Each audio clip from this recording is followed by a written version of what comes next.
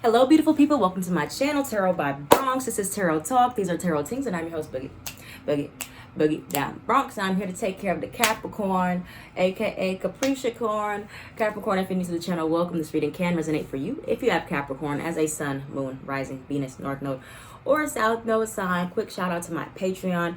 This video was released early access on my Patreon. So please subscribe to my Patreon if you want to see exclusive content that I do not put on YouTube and early access content before I release it to the public. All right. So with that being said, I got your pre-shuffle here. Let's flip over your cards and see what the energy is giving. And this is a timeless reading, so whenever you see it is when you're meant to see it. Boom. Okay. Okay. All right. So what you need to surrender to effortlessness. Stop pushing so hard. The art of living means going with the flow instead of trying to force the river. All right, so what are you forcing?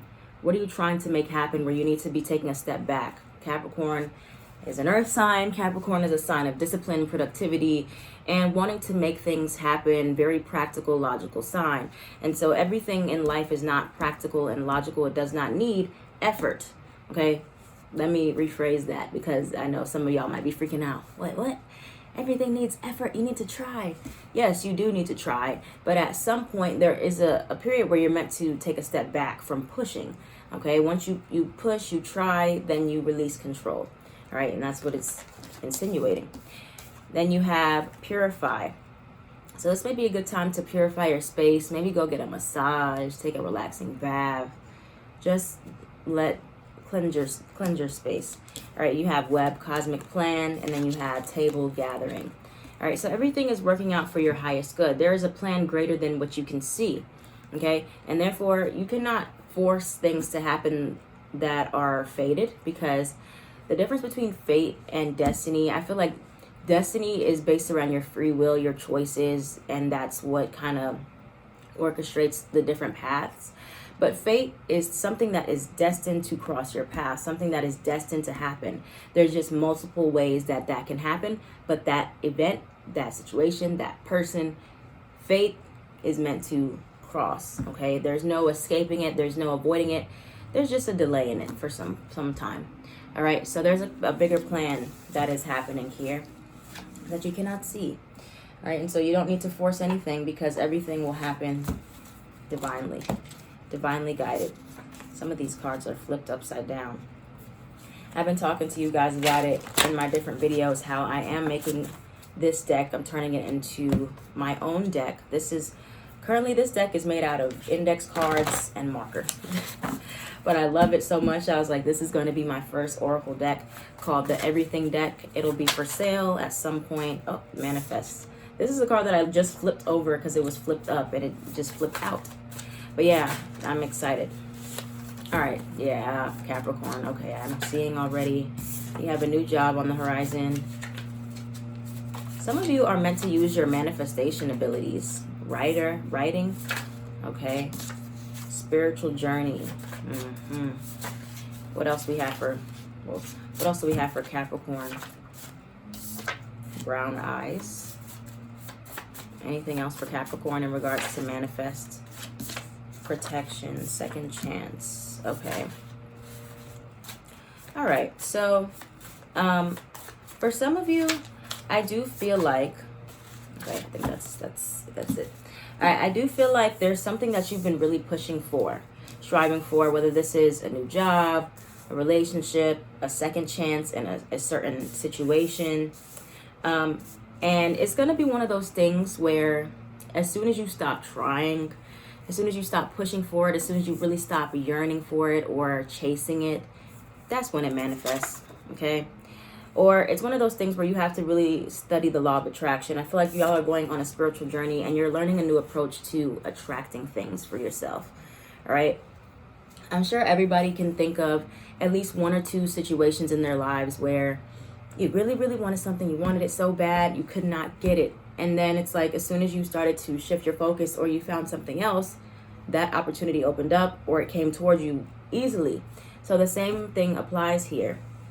you are meant to take your hands off of, take your hands out of a certain basket right now and go focus on your spiritual journey. Go focus on learning how to manifest, how to attract things to you where you don't have to put out so much energy and so much effort. All right, the law of attraction, when you study it more, it's like whatever you chase, you repel. Okay, so you have to come from a place of detachment when you're trying to attract some things that you really want. It's complicated, but look at the things that you can manifest really easily in your life. Everybody has those things, whether it's relationships, whether it's money, whether it's jobs, cars, situations. Everybody has a certain area of life where they can manifest pretty easily, where you don't need to have a lot of effort. And I would say you can look at like your houses, see where you either have Jupiter, where you have Pisces, or maybe even Scorpio or Pluto, because it can show you where you can manifest things pretty easily without trying. And so I lost my train of thought wherever I was going with that message. But yeah, look to the area of life where you can manifest things easily, and you can observe like how you're not that attached to it because you're just able to just attract it, or you trust the process. All right, the same lesson is going to apply here.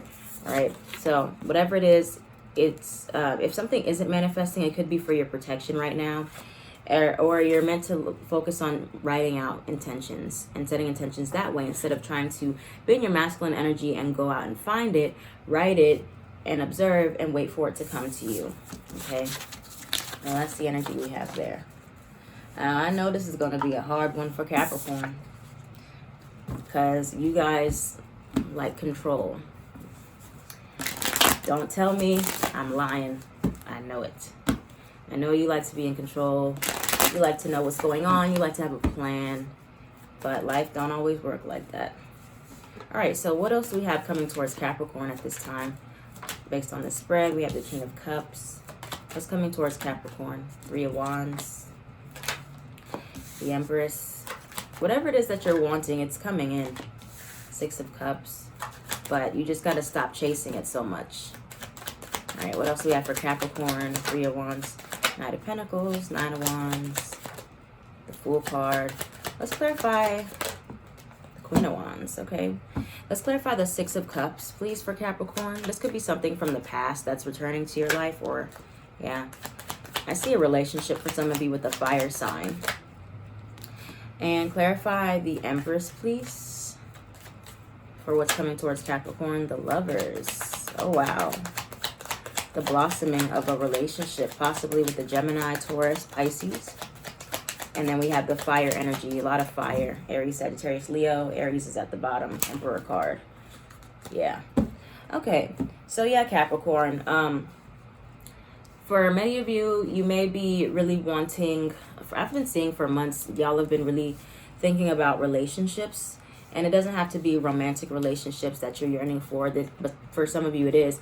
It could be just more closeness, could be with a mother figure, a family member. Here with the Empress, it could be just a yearning for more connection in your community, friendships.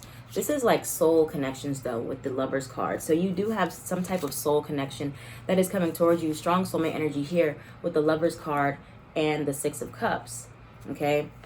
And so this is something, and it won't apply to everyone, so take it how it resonates with the Three of Wands. But this will apply to whatever you've been kind of like fantasizing about in a way. You've been thinking, wow, I really want that, and I want to attract that. I don't know how to get it, but I really want it. That's what this is applied to, this Three of Wands. That's what that's in regards to. And like I said, for some of you, this is about relationships. You're looking for more intimacy, more romance, or more close connections here. For others of you with the Six of Cups, this could be something from your past that you're reevaluating. You're like, you miss a specific energy that you had that you were very compatible with. You could have Capricorn placements with fire placements, or this specific energy is a fire sign or someone that you were very passionate about, or you did a lot of exciting things together. And you're like thinking about, man, I wish I had a second chance for that. So it's one of those things where whatever it is that you're like really like, man, I wish I had that, or I want that, it's going to come towards you. You don't have to go out and chase it. All you have to do is kind of just be prepared. Nine of Wands and the Fool card. Be prepared to jump into whatever this is when the opportunity presents itself, because it will come back around. Whatever it is, it may be taking a very long time because free will, we can't control the timing of things and timing gets skewed, but all you have to do is kind of just hang out. All right, that should bring you a sense of peace, knowing that you don't have to go out and chase anything. Okay, just focus on what you're doing right now and handling your business. And then if this situation is something that involves other people that you're waiting on or anticipating, that's something you definitely can't push for because you cannot control other people. But, you know, only thing you can control is yourself. So what else do we have for Capricorn here as advice? Oops. What do we have for Capricorn as advice in regards to this spread and this energy? What do we have for Capricorn for advice? The Temperance card, Sagittarius, the Queen of Pentacles. What do we have for Capricorn? Star card, Seven of Cups. Explore your options more. Two of Swords. Anything else for Capricorn in regards to advice? Ten of Swords, Fool card. Again, with the Fool card. This is something you need to take a lighthearted approach to. All right, anything else for Capricorn? Six of Swords, Nine of Wands. Yeah. What are you doing while you're preparing? Basically is what it's asking. With the Nine of Wands, the Temperance, the Star card. Now we have more fire, Sagittarius, and now we have Aquarius, Aries here with the Fool card. This can be Aquarius or Aries energy for me as a reader. But yeah, so whatever it is that you're taking a very pushy approach to, or you know, you're really trying to find this, or I want to find the right person for me, I want to find the right whatever, like you're really trying hard to find it. This is when you should practice moderation and say, okay, am I doing the most, basically? And where do I need to just pour back into myself? All right, am I looking for this whatever it is to fill a void for the right reasons, or to kind of just aid me in my happiness? So you want to make sure that your cup is pretty full as it can be. And then if you're looking for like another person to help you fill that, that it's just more so adding to that, not necessarily you're empty and they're pouring into you, if that makes sense here.